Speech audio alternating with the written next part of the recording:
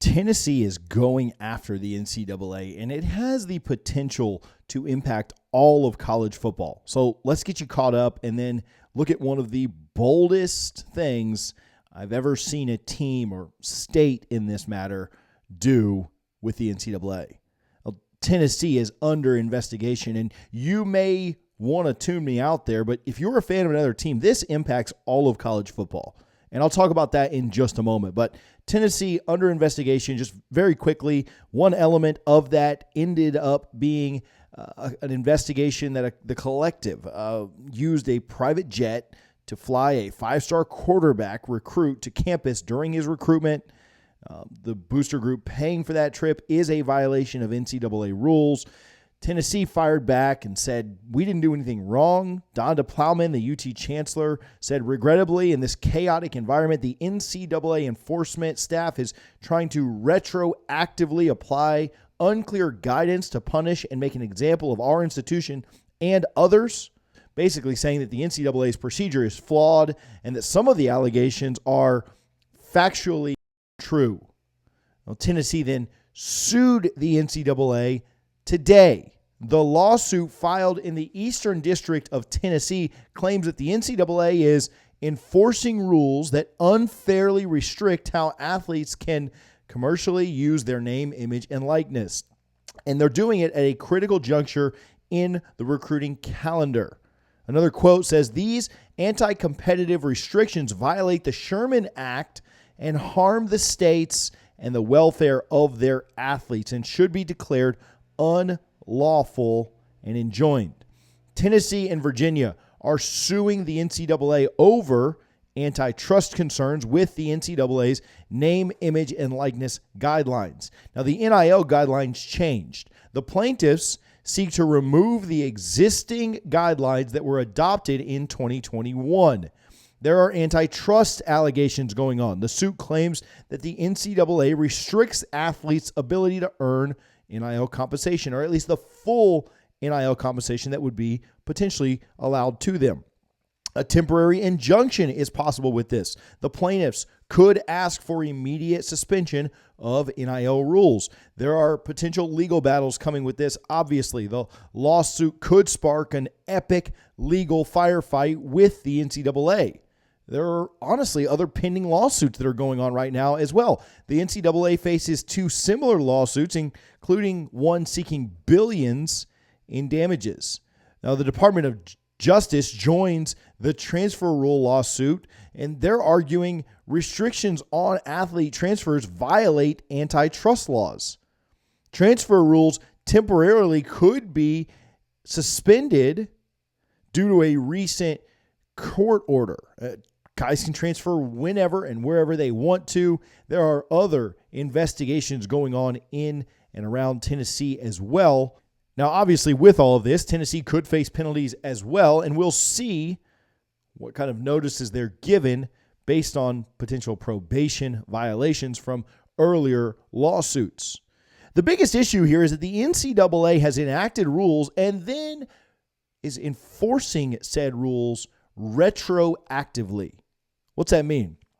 They came up with rules after violations had been broken, and they're basically saying what we said in 2022 or 2023, you are now guilty of it happening before we even put the rules in place. That is not, it's just not ethical. You can't tell your kids, hey, your room needs to be cleaned this moment, and say, well, because you messed it up 2 days ago and it's still dirty, you're in trouble. It just doesn't make any sense. You can't set the rule and then backdate it and then punish for it. When the NCAA is the one who turned on the spigot at full blast with NIL and then wants to punish people for doing anything they can to gain an advantage there. Now, we all know what the NCAA is doing here. They want power. We talked about it in a previous video. But this has a big impact outside of just what happens with Tennessee. I'd love your comments. I'd love to know what you guys think. Who ends up winning here? Is it the NCAA? Is it Tennessee? Who comes out ahead?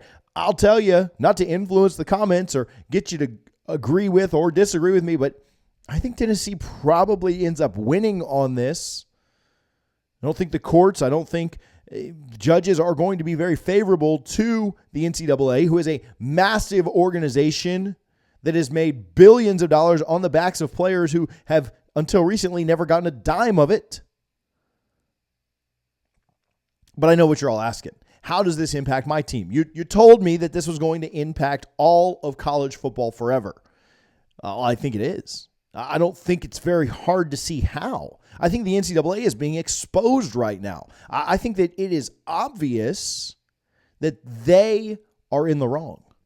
I think the courts are going to side against the NCAA again. I think they're being exposed as not being legitimate. They are not a legitimate governing body. They are not a legitimate organization that can enforce rules, impact rules, keep money from athletes, keep money from the students. They are not an organization that can handle college football in 2024 and beyond. And really, they haven't been able to for a while. It's just all being exposed now. You can run the facade, you can run the charade for a while, but eventually you are exposed. They've held on to power, they've held on to corruption, they've held on to dishonest too long. And it's finally catching up with them.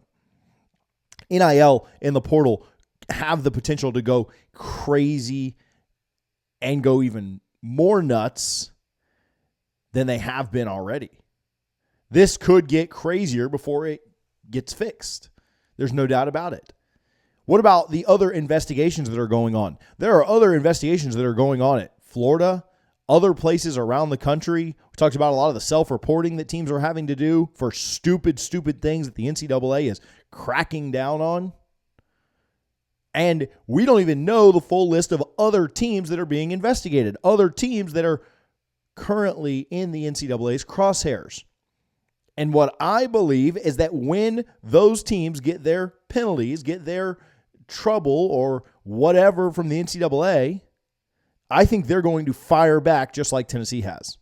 When your team gets listed, when your team gets named, when your team starts to get in trouble, I think you're going to see other teams take this same route. And this is what's going to be a potential cog in the wheel of the NCAA eventually falling. This may lead to players actually getting paid because they're the ones who have always been earning the money and working for the multiple millions of dollars that every single university and program is actively making.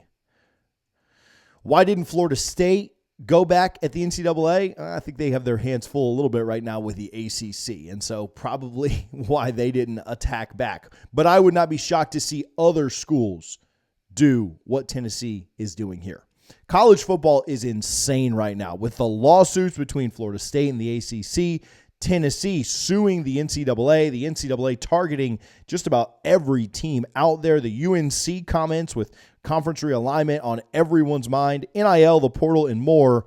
You guys, it is January. And wait till we get to spring, summer, and fall. Do me a favor. If you're addicted to this sport like I am, hit the subscribe button so you don't miss anything. I appreciate you guys watching and tuning in to College Football Addiction.